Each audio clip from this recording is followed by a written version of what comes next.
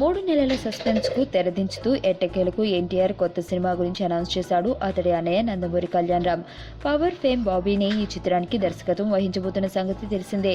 తన తమ్ముడి కోసం బాబీ అదిరిపోయే కథ చెప్పాడని కళ్యాణ్ రామ్ అంటున్నాడు. ఇది పక్కా మాస్ మసాలా కథ అని సమాచారం.